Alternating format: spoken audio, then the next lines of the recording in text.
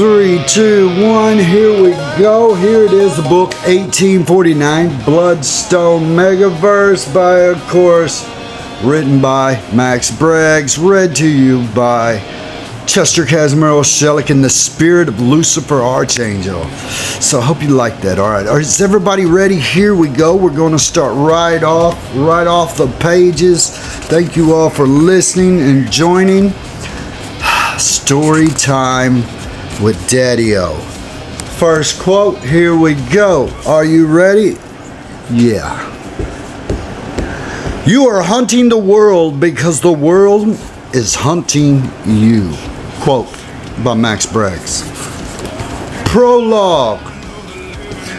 In the year of our Lord, 1849, Sir Samuel James Anton was born in New York. He was raised in the upper class society and was top of his classes in high school and college. Skilled in the craft like magic. He would just think it and the metals would just do it. James Anton, his father had made him the protege at fire forge and blacksmithing.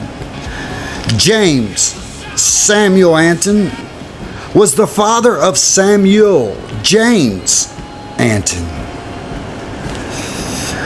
James Anton was a very well-known entrepreneur and respected businessman.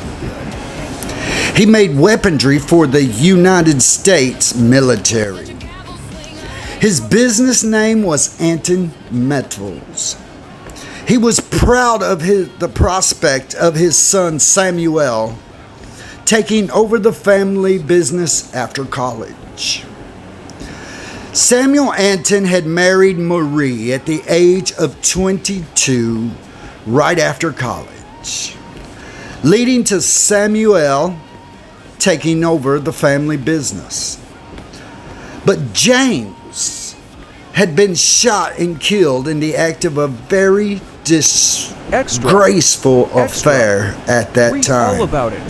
James left behind his wife and son destroyed. It rocked the business industry. Disgraceful affair. Local newspaper story reads as follows.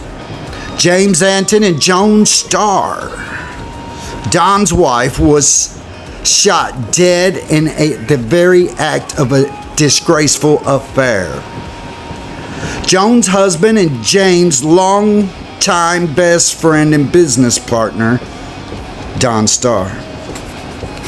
James Anton was survived by a loving wife, Loretta Anton, and his son, Samuel James Anton. Joan Starr was survived by her husband, Don Starr, who was a decorated officer in the United States military, and they had two sons, Wendell and Jackson Starr. Both were serving in the 180th Infantry. 2 weeks later, after the disgraceful affair, a drunken and high Loretta Anton jumped off a bridge into the Hudson River. Her body was found hung up in a boat propeller. It was unrecognizable. It was rumored that James and Joan were planning to leave together when Don Starr had caught them. Don Starr had found train tickets, and they were going to have him murdered so she could inherit his estate. The affair was no secret to the house staff and Don and Joan Starr's residence. The city of New York ruled in Don Starr's favor at his trial. He was found to be justified in his actions. He was rewarded all of Anton's estates, business holdings, and leaving the Antons broke and homeless. Chapter 1. Has everybody got all their goodies ready? Here we go. Chapter 1. Without Loretta gone, and Don's star rewarded the family estate, Samuel and his pregnant wife Marie had to figure out how to defend for themselves and start over. Exiled from hospitals, exiled from homeless shelters, as well as the whole city of New York, all because of the sins of the father. They searched tirelessly for somewhere to go to get out of the frigid winter storm. They found a tiny wooden shed with no door, no glass in the windows, on top of an old building. Samuel cried for relief because they were cold and hungry, praying, God help us, or send the devil who can. A raging winter storm approached, snow and ice flowing through the open door and windows. They huddled together in the corner. The only light was the white of the snow. Marie went into labor, giving birth to a crying baby boy. Her last push would reveal a lot of blood. Her breath began to slow, and she whispered, "Call him Junior." "Why?" Samuel replies. A dying Marie replied, "I have faith you both will find your way together." With one final breath, she was gone. Samuel tore off a part of Marie's dress to swaddle the freezing Junior in. God has no mercy on me. Junior was crying, he was starving, and Samuel felt hopeless. He pulls Junior close to his chest, heart to heart. He removed his gun, it having only one bullet in the chamber. He removes it from his holster and positioned it on the Junior's back. Bang! Samuel was startled, and he looked toward the doorway. There stood a man in a long black cloak. Lightning cracked from his staff as it hit the floor, creating the illusion of a bang. "What do you think you are doing? Dead or alive? She can still feed the baby right now." The man took the baby from Samuel and held the baby to Marie's lifeless body to latch. With his finger, he flipped the ice off the tip of Marie's nipple, allowing the milk to flow. He let the baby latch to her breast. A confused Samuel asked, "Who are you? What are you doing?" The man propping the baby on Marie's lifeless body looked at Samuel and spoke. "You prayed for a God to help you or a devil who can, did you not?" Samuel, with stammering lips, said, "You are God?" The man replied, "No, but I am the next best thing, and I have a deal for you." Samuel looked at him shocked. "Are you sick and demented or what?" "No, my name is not sick. It's Satan Christ. And I require a blacksmith with your talents and skills." He laid 2 5-pound gold bars upon the table. A whisper in the wind called it solid stone. "I need a twin set of golden guns made." "Well, what's the catch?" Samuel asked. The devil grinned back. "Oh, there's no catch. And I know your bloodline, and I need the very best blacksmith to design the very best of golden guns. One designed and engraved for terror, and the twin designed and engraved for fear." They will be forged as one. They are my two sons, and I am their father. Samuel pondered this for a moment. Okay, you're not sick. You are just crazy. Why in the world would I work for someone who says his name is Satan? Huh. Well, Dip, aren't you broke and homeless right now? You couldn't even feed your baby, so why not? Satan replied. Well, since you are Satan, shouldn't you know that I don't have a shop to work in? Satan, really, Dip? You don't know any other blacksmiths? No old friends from college that specialize in the same trades? Do you really think you can continue to live and take care of Junior like this? I'll figure out something. Well, I have a lot more gold where this comes from. Take what you need for food and living. Call for me when my guns are done. Or let your baby starve. Your decision. God help me, the reluctant Samuel agreed to the deal. He found safe passage out of New York for him and his son, leaving the star nightmare behind them. Philadelphia, Pennsylvania. A few days after leaving New York, Samuel searched for an old friend, Pueblo Mason, from college. He remembered his friend's dad, Tybo Mason, had a small blacksmith shop. Samuel Carrion, the week-old junior, entered Mr. Mason's shop. He saw a tall, muscular man behind the counter. "Can I help you, son?" The older gentleman had asked. Samuel, "Yes, sir, I am looking for Mr. Mason." "Well, I'm Mr. Mason. What can I do you for?" "Well, sir, I went to college with Pueblo. We become friends because of our love for the trade. My father also trained me in blacksmithing." Mr. Mason looked at him curiously. "Well, son, what's your name and your father's? I may know him."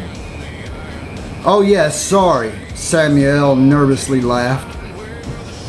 "My father was James Anton from New York, and I am Samuel Anton." "Yes, Pueblo has mentioned you and your father, and also Anton Metals." "And what do you mean was?" Mr. Mason asked. "Yes, sir, he recently passed." "Sorry to hear that. Are you looking for a job?" "Actually, sir," Samuel opened his bag holding the gold and pulled out the blueprints for the guns. "I need to complete an order. I was hoping if you would allow me access to your workshop, I would make it worth your weight in gold. Also, is Pablo around? I would like for his assistance. It would feel like our old college days working together again." Mr. Mason replied, "Well, Mr. Pablo should be on his return trip from New York, where he was been working for your family's business. This leads me to wonder, why aren't you working for your father's?" Samuel explained the sad situation and how they had lost everything to Don Starr. Then he explained how his wife had died. He told him of the man showing up and wanting the guns designed in return for a generous payment. Feeling empathy for the young man, Mr. Madison agreed to give him access to his shop.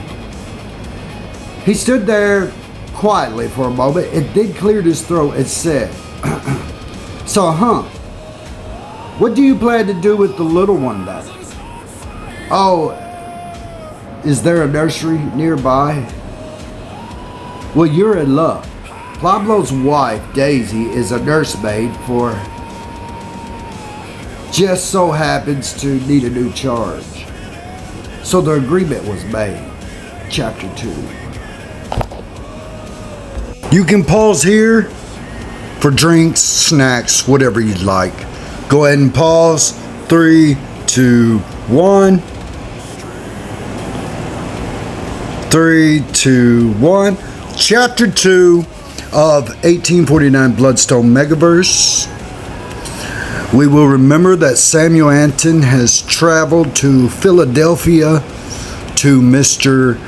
Mason's black shop, running from, of course, Don Starr, New York, and all that, and trying to make the golden guns, which he made a deal with Satan Christ. Let's head on into it as he begins his work on the golden guns.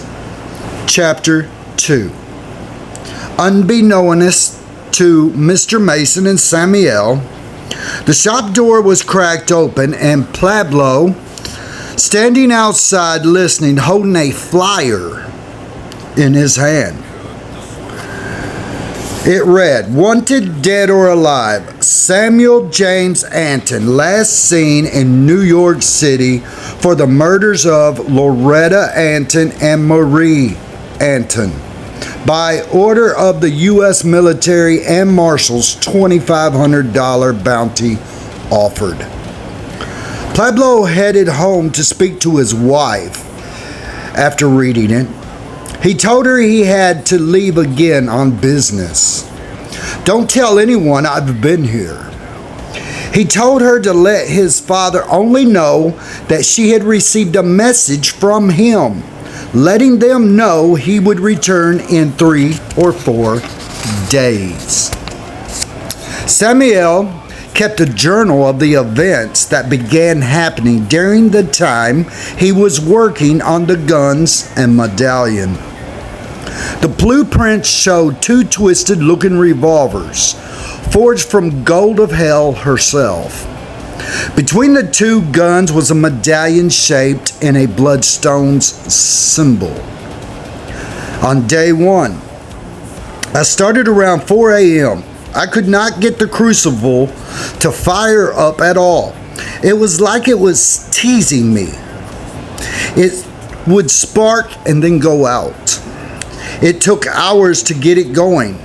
After I'd got it going, it just would not warm up, like it was burning, but staying cold.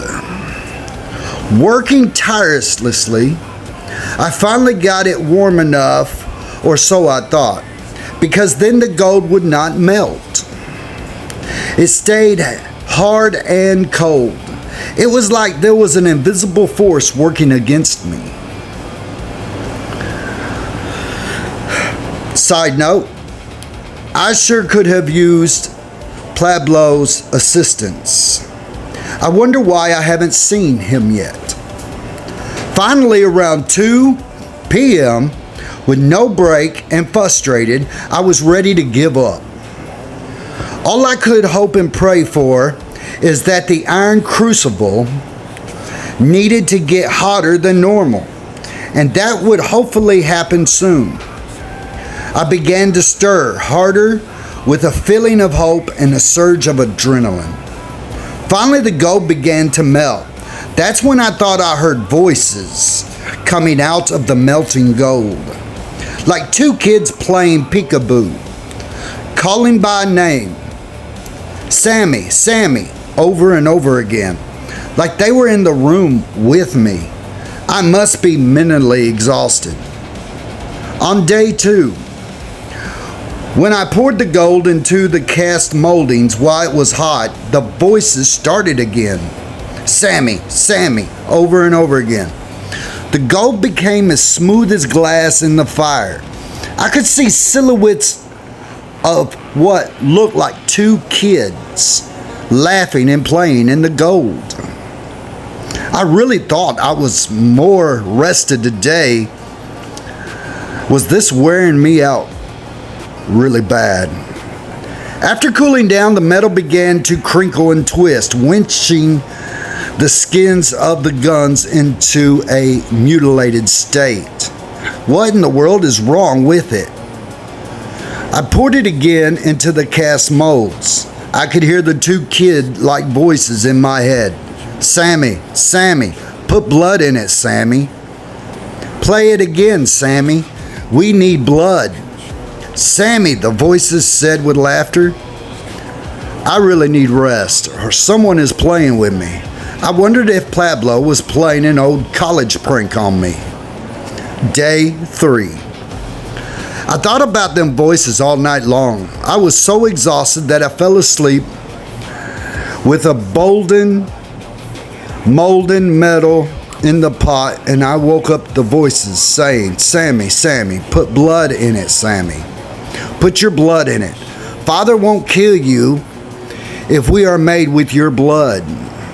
I thought, the voices are right. Satan was not a nice guy.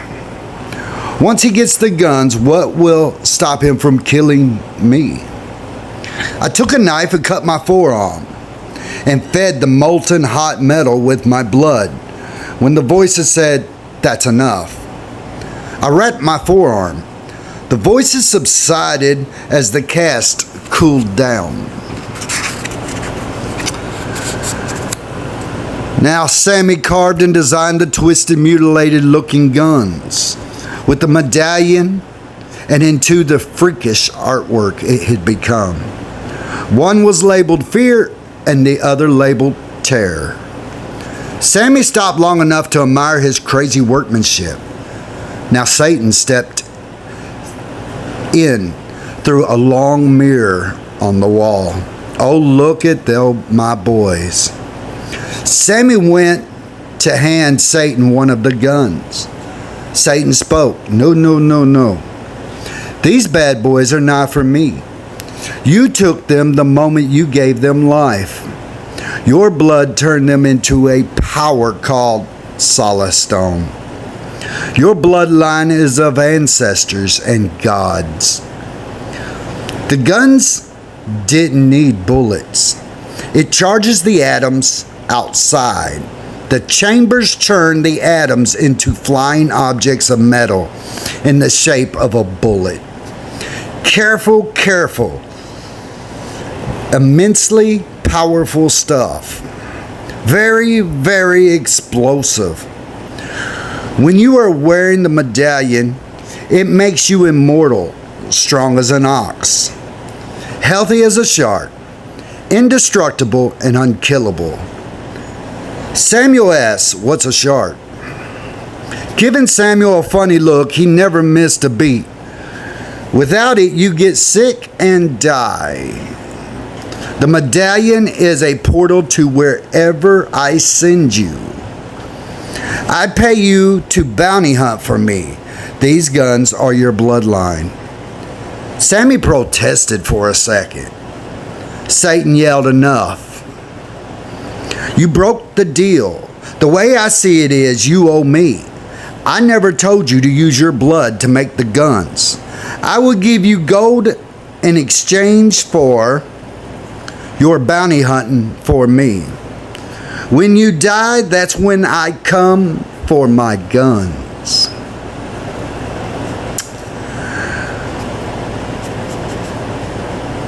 You should know your buddy Pablo was here like 3 days ago and lied to his dad.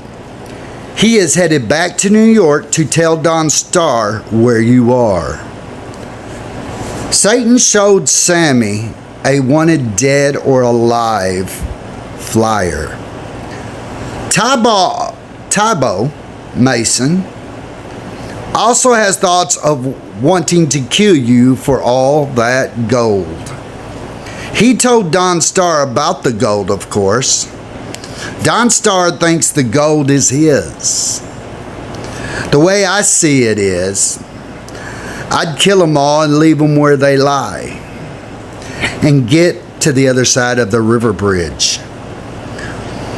You got about 15 minutes to get out of town. Tick tock, tick tock. Satan pointed at the clock, grinning, and spun, headed back into the long mirror which he had come from earlier. Sammy's thoughts. TWF. He scurried to gather his stuff and all his works, the guns, the medallion, reached for a double holster and ran out the doorway to go get Sammy Jr. He headed to Daisy's nursery to get Junior. And then he loaded the baby and himself up on his horse. Riding the horse across the wooden bridge, Sammy turned back to look behind him. Don Starr sat on his horse on the other side of the bridge by the mason's shop. Samuel heard the voices in his head. Sammy, Sammy, shoot the ropes. The bridge will fall into the Valley River. As the cavalry headed across the bridge, Samuel pulled the two guns out of his holsters, aimed at the ropes of the bridge, and began to pull the triggers at the same time. The chambers began to spin. Simultaneously, the guns began to shoot a rapid fire, like Gatling guns, shredding all the ropes. The bridge began to crumble into the river. There was so much smoke, it looked like a heavy fog. Samuel could hear the voices of Tyr and Fear. They were congratulating each other. We are truly the showstoppers, aren't we? They were giggling like two kids. Aren't we, Sammy? Aren't we, Sammy? A soldier standing near Starr said, General, sir, he just cut down the whole bridge with 2 6-shot pistols. Don Starr, boy, I don't believe them are any ordinary pistols.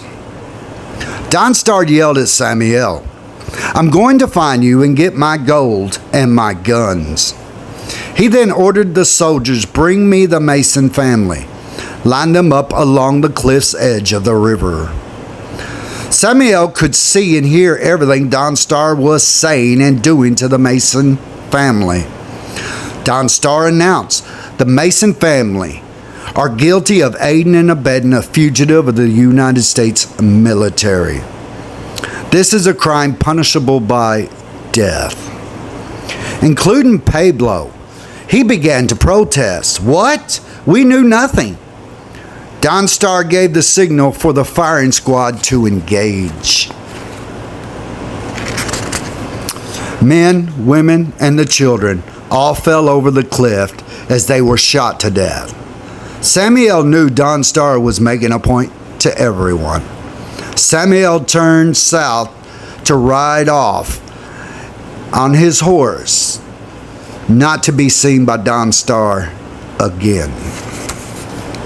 Chapter 3.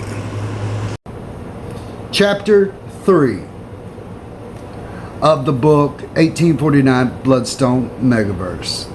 Chapter 3, Samuel Jr.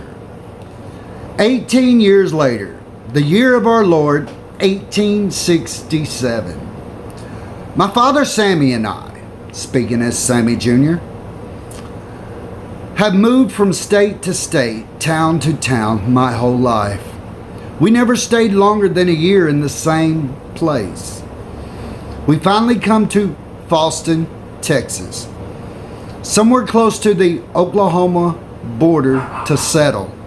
My father had been getting ill, and there was a doctor in the town nearby. This is where we bought our first blacksmith shop, for my father had taught me the trade very well. At the age of 18, I told my father I wanted my own home to settle down. Now, I have met a young lady named Shade Jules Dane, and I have asked her to get hitched. My father bought us a farm about a mile outside of Fallston. I met Shade at the doctor's office where my father had been getting cared for. Her father and mother were the doctors. She was 17 years of age and dreamed about being a doctor herself. She aided them and worked hard on her studies. We had begun just by chatting when I would go in. She was so beautiful. She was shy and hard to get to know at first, like she was holding back something. I finally worked up the nerve to ask her out on a proper date. Before too long, we were known as the town lovebirds. I promised to marry her on her 18th birthday, which was quickly approaching. The whole town went into bridezilla mode. Decorating and planning, even helping fix up our soon-to-be home. My father made our wedding rings as a gift. A week before Shade's birthday, which was also to be our wedding day, was really where the story begins. My father had never dated or courted anyone but my mother. He had often said, when Marie passed, she took me with her. Junior, my boy, go enjoy love. He taught me to hunt, fish, shoot, and ride horses. For the last year, he had been making a tunnel going underground beneath the buildings in town. The tunnel started at the back door of the basement of the shop. This is where we kept the moldy metal materials, fires and burners, and the crucibles. The tunnel ran 2 blocks of a distance underground. Sammy bought the land about a mile outside of the 2-horse town.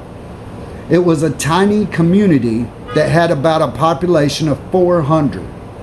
A railroad yard, a few farmers, and some small businesses.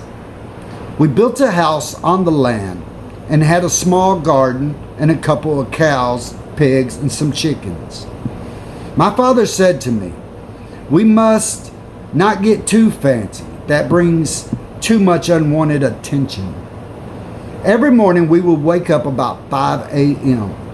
and in the dark we would ride our horses into town. At the edge of the town we would tie our horses to a rack.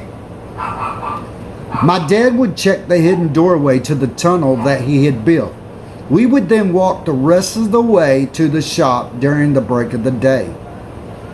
Sammy would always say aloud, it's always good to get a walk in before the day begins. However, I knew he was covering up an escape route. But why, I do not know. When I asked my dad why he built the tunnel, he said never get caught in a locked box you can't get out of. Always have a way out, son. I pray you never have to find out what that means. Every morning, Father would ask me, Junior, do you remember what I told you? I would have to reply every morning, if trouble comes, be ready to get in the basement and to the tunnel that leads out the doors to the horses. But first grab the box with the guns, run into the tunnel, get the horses, and head north out of town, turning right into the wilderness and woods. Father would insist, do not turn left, do not go home. Wait until a man called Shitso shows up. How do I know that guy will show up? Trust me, he will. Every morning we would open the little 1-story shop. Sammy only worked on other people's weapons, knives, axes, horseshoes, and other odds and ends. He would not keep too many items that he had hanging or laying around. He did not like people being too curious. Every morning, Shade would meet us as we opened up the door, bringing us breakfast, and Sammy would pay her for the food. She would head across the street to the doctor's office for work. At lunchtime, she would show up with food for us, smiling, and would say, this is my way of spending time with you. Chapter 4. Go ahead and go get your drinks and everything. We'll be right back. Thank you. Chapter 4. Present day time as afternoon. Sammy always said trouble would come from the southeast road into town of Falston. He would be shocked if it came from the northwest side. Our house was founded northwest of Falston.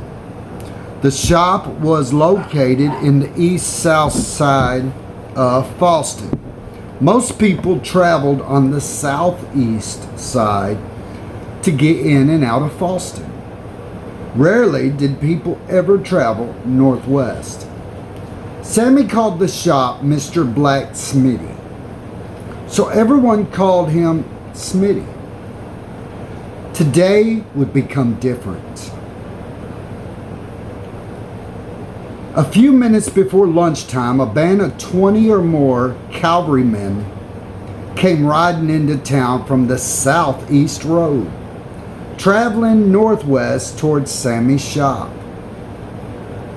From our view, we could see them before they could see us inside the shop.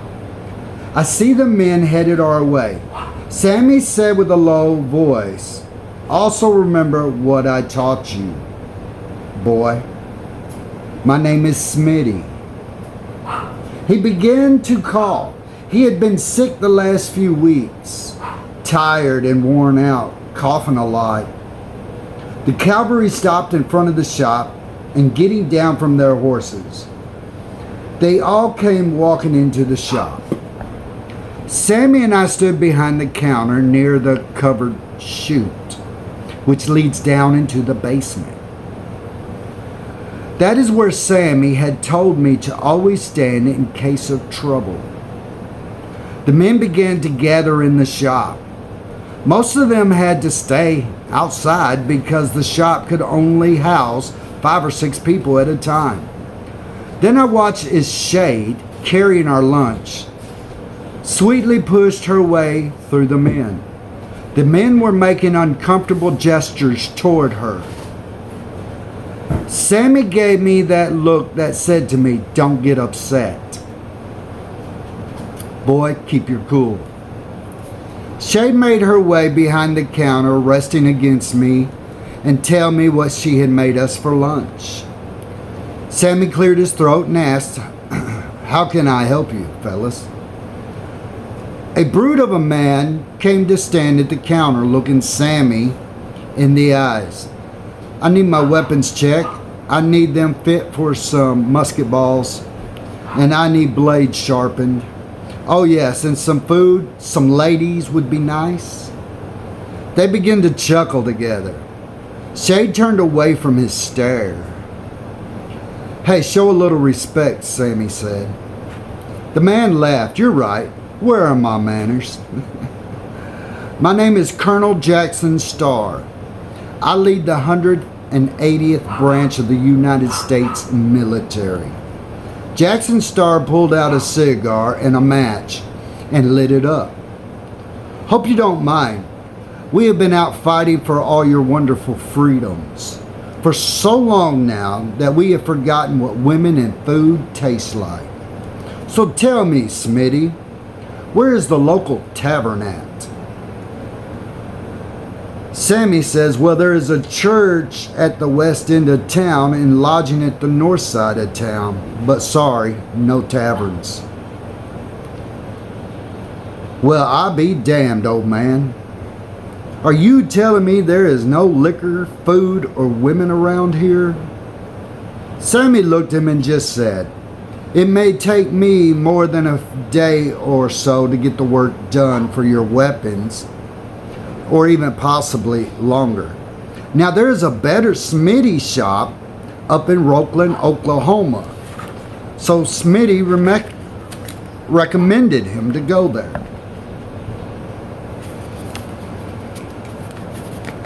A 2 or 3 hour ride northwest of here. It's a big town, becoming a big city. You might prefer that. Jackson blew smoke. "You see, Smitty, I'm actually here for another reason as well. I came from a long line of military men. My father, Donald M. Starr, owned Starr Metals out in New York. My father was one of the first cavalry leaders of the U.S. military. My uncle Ricky died in the battle against the natives. I took over lead rank of my father in search of a man named Samuel James Anton and 2 of his twisted guns. He drew a puff on his cigar. You wouldn't know anything about that, would you? Sammy replied, nope.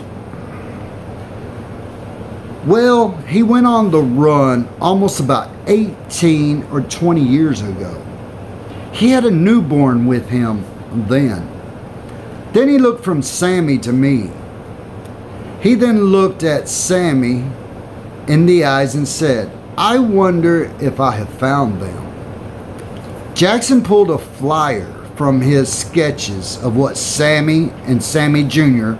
would look like now. These 2 are in possession of 2 golden revolvers, property of Don Starr. You see, my father shot and killed my mother and Samuel's father. He caught them in the act of adultery. Afterwards, he was rewarded all of Anton's possessions and estates.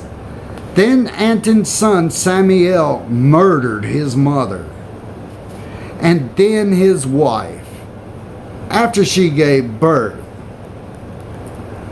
Oh, I'm sorry, suspected to have murdered them, and then stole 2 5-pound gold bars and turned them into Gatling pistols. Then he skipped town. He turned to the flyer and showed it to Samuel. So I guess what I'm wondering is, why does the man in this sketch look a lot like you?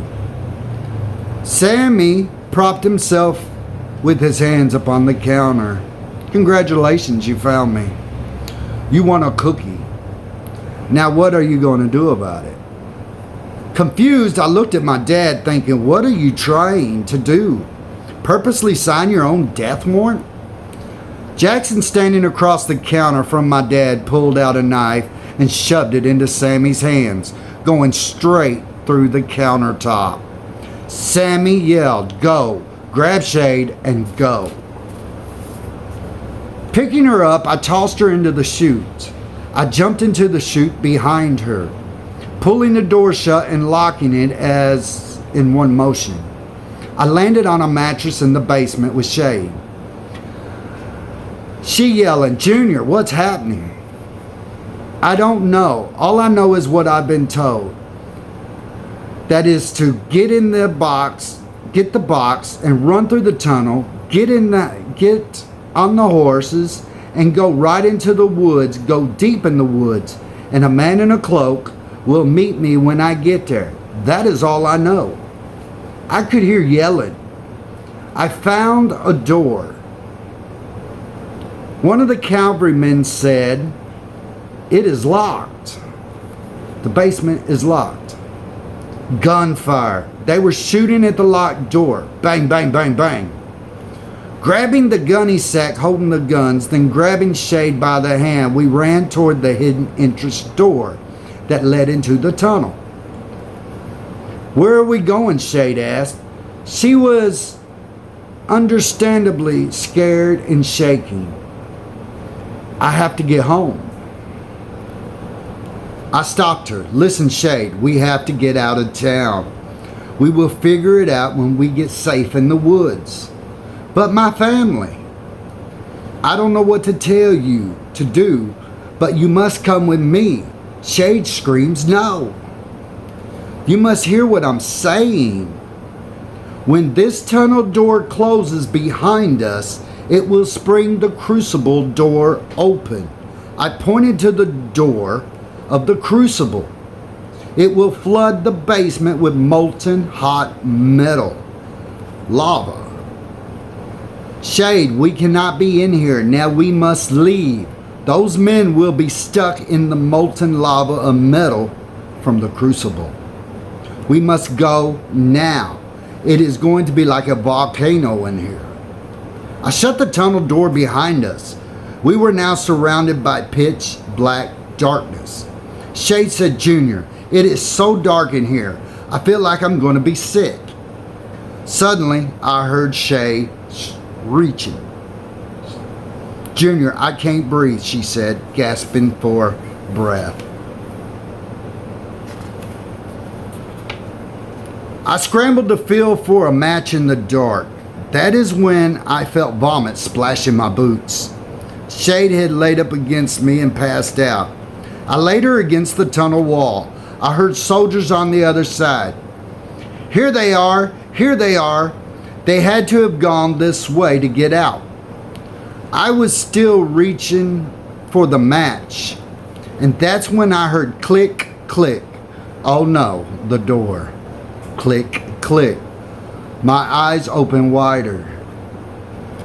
Match, where are you? This crucible is the crucible is only on the other side of our door.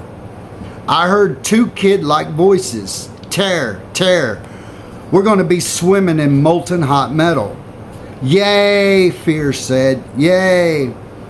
Now I must be going crazy. I'm hearing voices. Father, Father, please help us. The voices in my head were back again. Click, click. The torch lit up on its own. What the? Click, click. The door of the crucible had sprung to open. Shade began to awake. The soldiers were prying on the tunnel door to get it open from the basement. Click, click. We are not going to make it out of this alive. The kids' voices back and forth again. Yes, we will. We can do this. Click, click. This tunnel door was only made of wood. Bang, bang, the crucible door opens. The kids yell, get out. Shay, get away from the door now. I grab her and pull her from it. I felt the heat and an intense pressure like a blast. Next thing I knew, we were laying on the floor. We look up. There was no longer a door. Instead, there was a wall of lava pouring into the tunnel from the basement. It was coming into the tunnel. We could see into the basement. The lava was flowing, but it could not enter the tunnel. I watched the 5 soldiers were dancing and screaming in the boiling lava of metal in the basement. They become twisted and mutilated, screaming for help as they become part of the angry lava that holds the true meaning of terror, and fear. I thought to myself, as weapons truly come from fire. Suddenly the basement in the shop imploded with angry lava. I stared in disbelief at what my eyes were seeing. My mind could not perceive the chain of events that would lead up to us laying there on the floor like this. Terror in my head said, we need to run. Go now. Fear, get up, move. I agreed with my thoughts, pulling at a nervous and sick Shade. We have to get out of this tunnel now. Let's go. We ran. The molten hot metal chased us throughout the tunnel. The lava wouldn't make it to the other end of the tunnel. Let's go. I encouraged her to move. Shade fell to the ground. The flowing lava stopped right at her feet. I lifted her up. That's got to be as far as the lava can go. Making our way through the rest of the tunnel, we come to the hidden exit. Through the dust, we headed into the hidden doorway that would lead us out into the northwest tunnel. We pressed the door open and came up out of the dark. We were blinded by the light of the bright sky. The horses that were tied to the stay rack came into view. As our eyes adjusted to the light, we then could see across town. Smoke was rising from the shop area. It was on fire. Men were running with buckets of water. Shay yelled, "I can't go with you." I watch her run back toward the shop. Meanwhile, I jump on the horse, reach over and grab the reins of Sammy's horse, and headed northwest out of town, turning right into the woods. I traveled and headed northeast into the woods. How long has it been? I wondered aloud. It must have been at least a few hours, according to the sun. The sun was setting in the sky. I paused. It had been longer than what I thought it was. The dark would be coming soon. Chapter 5. The first 1 through 5 chapters of Bloodstone Megaverse read for you. Next week, I'm hoping to get from 5 to 10. And so on and so on every week. I hope you enjoyed the rest of the B-side videos I've done. So I've got a lot of work I'm working on. I'm just packing it all together, giving it out, letting everybody have it. Have a blessed day. Thank you for listening. And we'll be calling the president and Mother Earth more often. People love talking to the president. Can't blame them. Come on, everybody. You know me and old Blue. We still play together. Yeah, isn't she gorgeous? You know, you ask me why. Wow, you ask me why. Do you know what it's like to have a finger missing or a piece of your body running around out there? The best way to put it. And you know it's out there. And you want to see it taken care of. And it's part of you. And you can't get it back. And you're trying to figure out how feeling. And oh, here we go. Oh, I see us dancing on the dance floor. It is a spinning round the side. We don't know what it'll take to get you with me. Should Bill dancing with you? Could Bill dancing with me? Well, come to me. Teach me what I need to be. Show me what I need to do. Could Bill dancing with me? Should Bill dancing with me? How do I get what's mine back? Mother Earth, I gotta call her. I'm putting the audio book together. If you stay to the end, watch the rest of the videos. And I'm on the phone with everyone. And you're really enjoying everything. And I give you excerpts and stuff and some other things. Yes. Everybody gets all the goodies. Yes. Blessed be Earth, Mother Earth, Mother Earth. I know. I've been saying it to Miss Wow. Right. I know. I've been telling her. Yes, Mother Earth. I've been telling her. Yes. I know. Everywhere she goes. Because I know my seed. I'm all it thinks about. I know. That song comes to mind. When I think about you. Yeah, I know, right? I know. Makes her feel good. Makes her feel happy. Makes her feel wonderful to think about me. And I appreciate that. I had nothing to do with it. Why are you giggling? I can hear Mother Earth giggling, okay? I know. And I can hear Miss Wow giggling. Can't believe it, right? Of course she knows. That's why you tell me this. As long as she's having a happy day, I am too. I keep putting my messages out there. I keep putting them out there. Call me, talk to me, swing by, say hi. I know me. I know me. I love me too. Deja vu. Yes. Feels awesome to feel this good. I know me wants to come back to me. Oh, the crazy things Mother Earth does to people. Why are you giggling? Wait. I'm getting an interruption. Hold on. It's just the president. I don't want to talk to him. You know what I want to talk to.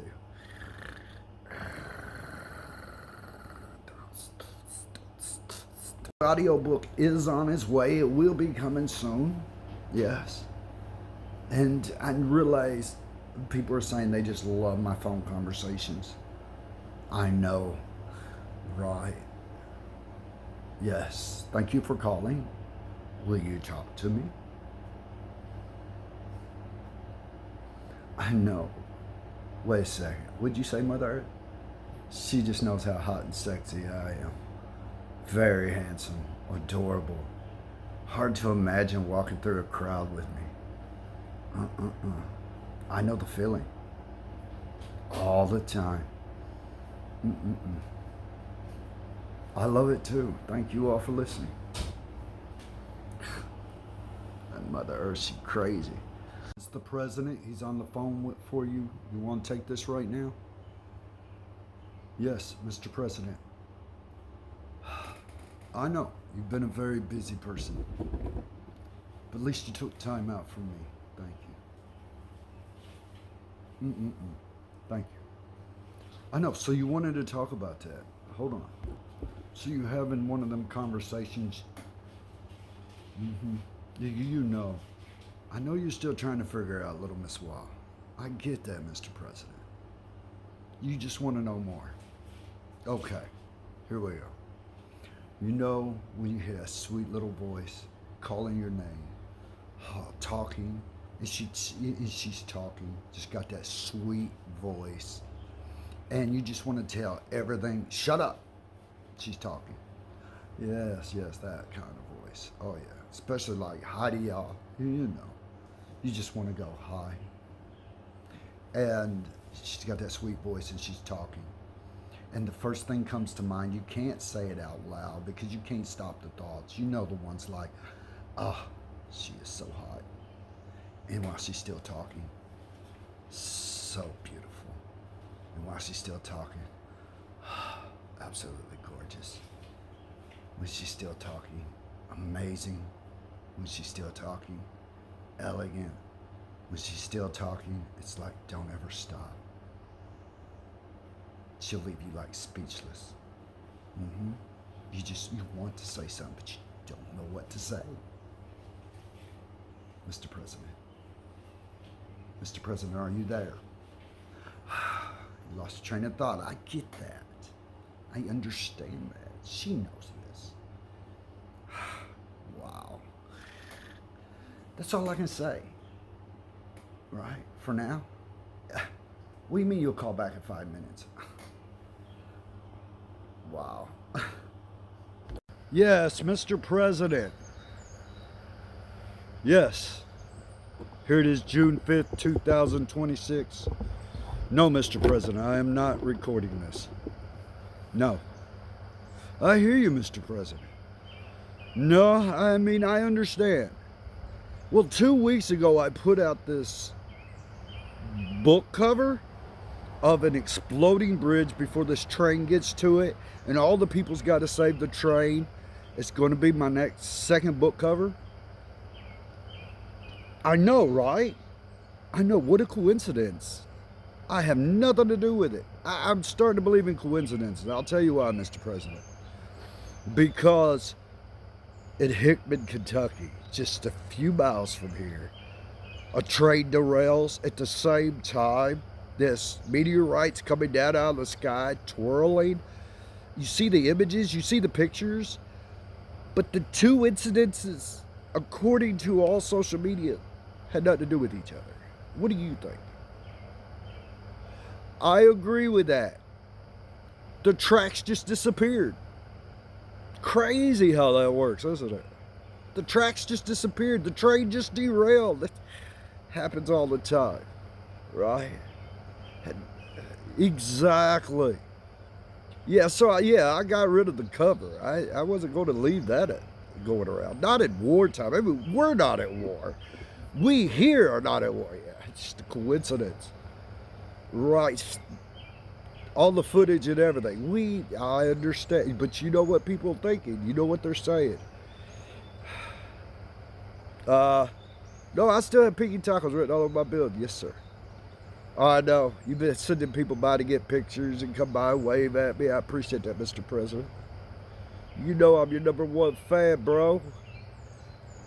Rumpet Trumpet, Mr. Top It Up. Yeah, I do appreciate it. Well, y'all have a lovely, blessed morning, too. Okay. Yeah. Peace up. He knows nothing. Not at all. Not a thing. Come on, sit down. Come on, right here. Right here. It's a beautiful day out, isn't it? June 5th, 2026. Outside today. Plan to be out all day. I've already had it's early morning. I've already had good morning to several people as they've come by, seen me. Here I am. Come by, stop, talk to me anytime. I've been putting out my WhatsApp number. You know, I've forever a student comes to mind. Forever. You ever stop learning, you're done. So what I want to say is good morning to everyone. Beautiful morning. Thank you all for all your well wishes and all that. Thank you very much. As a ex-religionist, it's not against somebody. It's not against no one. And I learned too. That's why you see me take anything controversial off within hours. Usually, if I can get it all off within hours, it's gone. I don't like it, and I don't want to post it. I just want to post my work, and that is where a lot of people, I think it kind of makes them frantic, maybe. How are you all doing? Lucifer, Archangel, yes, Chester O'Shellick, my spirit, I ride in Lucifer, Archangel, woohoo, and I love you all, okay?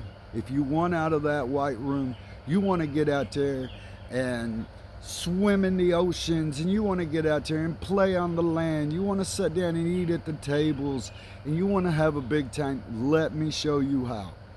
Most people call me, talk to me, hey, I found myself doing this or that and there, and I help people. If you're calling me just to pull a prank, well, you're going to get pranked. That's all I can say. If you think you're going to call me out and lure me out somewhere, it's not going to happen. Never have, never will. Now, if you pull up here and pick me up, that's a different story. I've had several people pick me up. I come back just fine. But if you trying to prank somebody who has been around that block a million times, just not going to happen.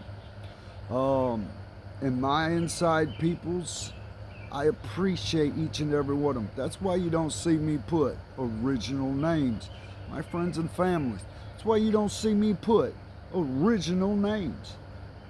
There's no reason for it. I'm protecting the things I care about by doing that. And one of the best things to say is no matter how true the story is, no matter how accurate it actually is, as a writer and an author, you have to protect the things, the people, the places you love first. Now, I have 2 or 3 people call me up and say, man, I want to write a book, but I see the things you've been through. I don't know if I want to do that and put myself out there. I get it. I understand. Study, study, study. Take heed of everything you learn to write your book. There you go. Take heed in every song you make. Take heed in it. Understand it. The warnings are all around you. For those that's just getting into social media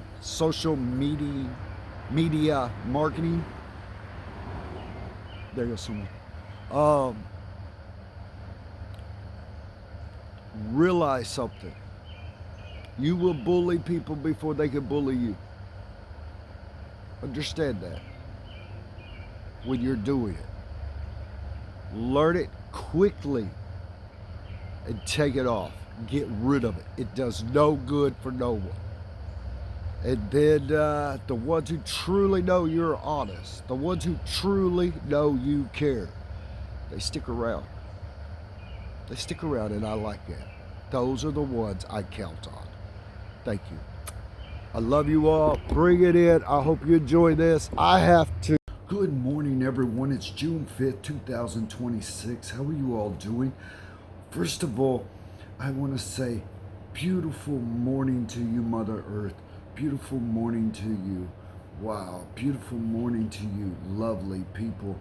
Next up, let me say real quick that I'm an ex-religionist. You know, I pray with Mother Earth, and if you've ever found yourself in that white room, when I say ex-religionist, I have to learn to change my words and my meanings, and I get this. How are y'all doing? Now, you'll see that I put my WhatsApp number on.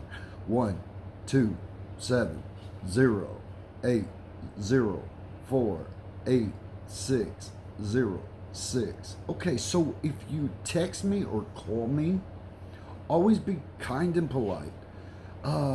Always, also where I live, I'm here for you. You can come by anytime, day or night. Just go ahead. I want to talk to him. That's all. Nobody thinks nothing. I'm part of the clergy system myself, but I'm an ex-religionist. That's all you're going to hear me say. I'm not against nothing, no one. I got overseers who are over congregations who are my friends, and sometimes I say things that hurts their feelings too, and I get that, and I don't mean to. And I've been studying from other people to do better. It's like, wow. Yes, I'm not lying to anyone about what I'm showing you. I just want you all to know I'm here for you. If you're going to be mean to me, I'm just going to eventually just stop it. I'm just going to stop it. If you're going to be honest with me and talk to me, tell me who you are and stuff like that, then I'm going to be who I am. I'm going to be your friend. I'm going to be a companion. I'm going to be there for you. Now, if you're just catfishing around with it and I figure it out, then I'm going to catfish back with you. And because I've got a long list of my friends who are on there. And you are more than welcome to contact me, call me. And thank you all for listening. I do care. And I care sometimes it just hurts. And I feel that. And I bring it to each and every one of you. So good morning, and I hope you're all having a blessed day. I'm trying to get out that audiobook, I promise you. And it's a lot of work in progress, but we're getting there. And I say we, I mean basically me. I don't want people, and I never put nobody else on my stuff or record them unless they know it and approved it. And in my work, I have learned that, there's a lot of people who will follow me for a little while because they want the controversy. They want someone hating on someone. And it's really not what I want. I like to get out my books. I like to help people. If you find yourself in that white room and you wake up in it and you can't get out of it, then you know I understand what you're talking about. For a lot of people, they don't get it for a long time. And then once we start going over each one of the realms, they're like, something new happens. There is a point where you get past judgments. The real thing. You get past the judgments. You no longer see the judgments because they can't affect you anymore. They can't. And when they can no longer affect you, a lot of people are like, oh, now I'm beyond redemption or beyond salvation. It's absolutely not true. That's why, as an ex-religionist, people don't care for me. As an ex-religionist, I tell you, yes, there is still hope. You're alive. That's the first clue. The next clue, we'll get to that shortly. Thank you for listening. Have a blessed day. Come by and see me. I know, I look that good. Thank you. Take that with you wherever you go today. Have a blessed day. Mwah. Love you all. Bring it in. Bring it in. Lucifer, what are you doing? Setting out in my yard, making videos. Wishing you would WhatsApp me 12708048606. That is my number. Just text hi from Lil Miss Wow. I know who you are. Just be straight with me or catfish starts biting. If it is not Miss Wow, catfish will bite. Lucifer, Mother Earth, put me in your arms. If I want you to stay, do you have to stay? Yes, I would. Until we break out of here, I need some paint, pictures, and a pink room, not white. Where do we get all that at? Well, it is a little place called Earth. Bring candlelights, oils, and music. I am not giving up on you. Wow. This place needs to look like we lived. So if I got to stay, we are painting this room pink. Haha. With dance lights. We need to find some food. Get a fire going. I don't want you to go, Lucifer. I've been back here so many times, a fallout, and back in here I go again. I want to try with you. Wow, you were just learning to fly. This time's different. How, Lucifer? Because you talked to Mother Earth. Come back to Earth with me. Wake up with me. Connect with me. This is the only way I know how. Only you can change it. I am with you, my friend, even in here. I won't leave you. Lucifer, please stay. Take me with you. I am stuck. I can't. You see me as sin. You refuse to go with me. I can't stay here like you want me to. I feel alone. Please stay. When you wake up in the morning, I am back on Earth, and little angel, you will be trapped here. I feel night coming again soon. Please don't go. You're always gone in the morning. Yeah, wow. You know where I am at on Earth? I can't set you free. No one can except you. Only you can break out and live your life. I understand I am sin to you, and you see me as your evil. I get that. I don't want to leave you behind. Wow. This is where you want to be. I am sorry, Archangel. I fail you. At least you know the truth. Wow, you really are the most beautifulest lady ever. Sun is coming up. I have to go. This is not my home. Lucifer, Archangel, I can call you and you get me out of here, right? Dear lady, I feel I must say there is a time limit. Only you can give me permission to get you out of here. Only you. I am sorry I did everything I can think of to set you free, Archangel. Step out of this room means to come step in the world with me. I can't make that decision for you. I can't stay here and keep weeping. I want to go laugh, play, enjoy the times I got left on Earth to enjoy. And yes, I really wanted to do it all with you. And I get it, you don't want to do everything with me. Now I leave you. I got back into the candlelights of the nights. I will always think about you. Wow, I think you deserve to live, not this prison of light you were stuck in. If you really want to be free, come dance in the dark with me and spark the darkness up with life. Good morning to you again. Thank you, beautiful, letting me see you. We are going to get into this more extensively. It's called the White Throne Room, the Judgment Seat of God. You doing everything right. You've woke up several times in the white light, the white room, no furniture. You just wonder what's going on. When's God going to show up? When's Jesus and the angels going to come partying with you? And it just doesn't happen. You see things happening out a window, but you can't make it out. But you know you're in that celestial place. You wonder when's Lucifer going to show up so you can have a talk with him. Why he rebelled. You also, before then, you have a thought. This is starting to choke me because it's repeated over and over, day and night. How are you all doing? I'm an ex-minister of the light on a religious scale. I'm not against you. I'm teaching you something. If you're going through this phenomenon, you will understand why Lucifer had to break out the window. And you understand why Lucifer says, come with me. Every time you mourn, every time you're weeping, I can't get out, there's nowhere to go, I can't. I've done everything right, God, but it's still not working. Okay, go into the next realm. What are you missing? That's when Lucifer, archangel, can talk to you.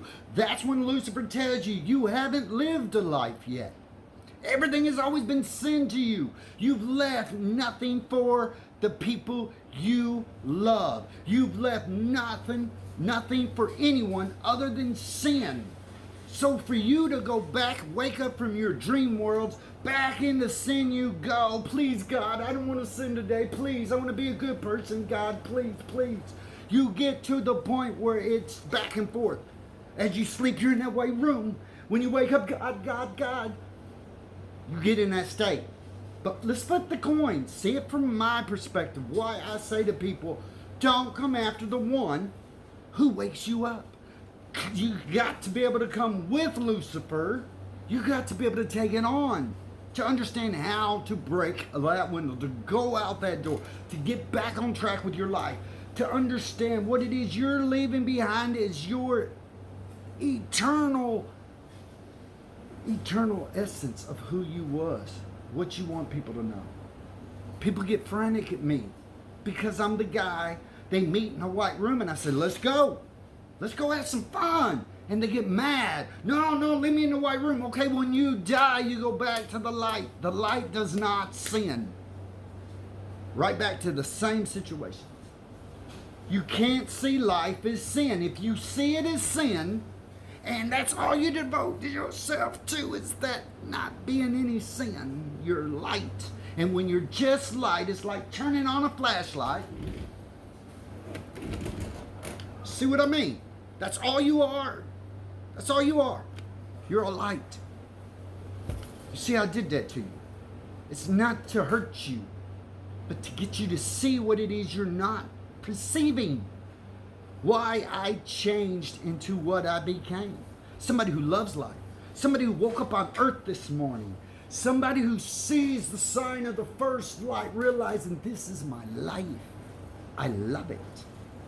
I'm here. I'm going to leave things behind for people. I'm going to leave it. And when this vessel goes, my energy's everywhere. I don't want to be stuck in that white room. These religionists want to stick you in to fuel their controls over you. It goes out to all my peoples. I love each and every one of you. Lucifer, Archangel, and the auto book coming very soon. Still working on it. Bring it in. Bring it in. Okay, Lil, Miss Wow. I leave you with Lucifer now. Lucifer, I leave Lil Miss Wow with you. She hears you, she is listening. Tell her everything I told you and show her just a few things. I gave for the two of you. Have fun. Lucifer, I know you are there. I'm really not alone here.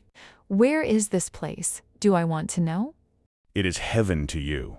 Yes, it feels like a locked room you can't get out of. I understand it too. Lucifer, Archangel, you can't be here. Impossible. Lil Miss Wow, sweet as a fresh new morning. Bright as all the colors of creation, a universe undiscovered. You hear me, please. I am an archangel. I am a Venus, the celestial emperor. I go as I please. I don't say that to brag. Lucifer, I don't want to spend eternity like this. I want home. Get me out. If you can go take me with you. Show me you. Wow. I can. First you have to decide. You married me in a world of dreams coming. If we disagree about anything, we never get angry at each other. Friends can go and be around. We like people around us. Attach your dreams and visions to mine, so I can take you with me. Look me eyes to eyes, spark and spark. Magic déjà vu, and then I can give you all this. Kingdom, eternity, what was promised. Why do I feel we are past God and all the judgments? Yes, Lomis, wow, we are past the judgments. I can leave you in this realm of God or take you to my realms. If you really want to experience life from a celestial point of view, you are an archangel by Mother Earth. You bow to no God. You sit on the throne above. Mother Earth has already given it to us. Speak to me in kindness in dreams. Allow me to take you into all of this.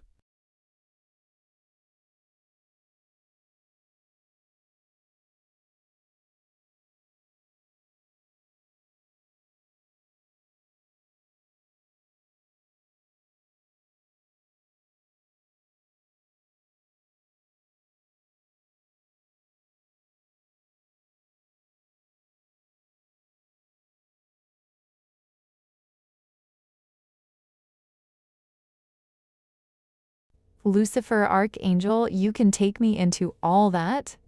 From this room? Actually better. I can take you out from this white prison room and give you all that, our times together. I've been here many times trying to get you to go with me. You can stay. Or go, we are a pair. When you wake up, you will know. I never left you alone. Pray you want to go with me. Lucifer, don't go. Take me with you. I want to live. I want to go. I am tired of waiting to be alive. Give me heaven. I give you our heaven. Miss Wow, how can you give me heaven? This is not my heaven. Then Lucifer, what is your heaven? What does it look like? Look in your own eyes. Feel me in you. See what I see as a spark shines in the darkness. My temple is pink, being with the other half of me. Heaven to me would be. Me, I am your heaven. Thank you for understanding. Now, you see Venus? And what I want to give you. If you say yes, let's go. Wake up and talk with me. What do we do together first? Mother Earth, I believe, will guide us. Deja vu, what comes to mind first? If you wake up, I am not there, just know I am always with you. Wow. The Earth is ours to do as we want to. Good day to you, love. What about my friends and family, Lucifer, that I want to go somewhere? With them? Are you going to get upset and throw fits? Stop me from hanging out with them. No, actually, I encourage you to go. I am not a jealous guy. Go play. Just spend a little time with me. I mean, I have my friends and family, too. After all, I am a kind of priest clergy, so times calls for me have to go, sometimes with my people. But I will always let you know. So you're not upset. If I commit to you, I am commit to your heavenly happiness. Okay, Lucifer, if I give you me, your Lil Miss Wow. I only want one lover. However, you are Satanist. Satan, the devil with horns, oh Lucifer. You have many lovers. If I give you me, you gotta give me you and not the other lovers. Kinda thinking? You gotta give them all up for me? You gotta be kidding me. I make videos about you. I try to find ways to get to you that no one else can figure out, and I don't have many lovers. Deja vu. I have others doing it for me, kinda. In other words, they make love to get favors from Mother Earth in my name, Lucifer, Archangel. I told you, Lil Miss Wow. I don't mess around. I want heaven. Why would I want to mess that up? What do I want? Your thoughts tell you? Mother Earth giggles. Me? You want me? You've always wanted me ever since we meet. You've been looking for me. This is what Mother Earth has been showing us. Oh, Lucifer, you haven't been having sex? No, I haven't, no. I have not been making love or sex with anyone except you in dreams. Wow, I can't believe I just told you that. I will take this video in consideration. I will go and think about it. I will think about you, 'cause I know the real you. Have a blessed day thinking about me too. Can I say, Lil Miss Wow, you always get to decide with me. I want just you happiness and to be a pleasant pleasure for you. Before you wake up, good morning to you, little angel. I'll be looking for you again. Promise. Lucifer, good morning. We are going to get into this more extensively. It's called the White Throne Room, the Judgment Seat of God. You doing everything right. You've woke up several times in the white light, the white room, no furniture. You just wonder what's going on. When's God going to show up? When's Jesus and the angels going to come partying with you? And it just doesn't happen. You see things happening out a window, but you can't make it out. But you know you're in that celestial place. You wonder when's Lucifer going to show up so you can have a talk with him. Why he rebelled. You also, before then, you have a thought. This is starting to choke me because it's repeated over and over, day and night. How are you all doing? I'm an ex-minister of the light on a religious scale. I'm not against you. I'm teaching you something.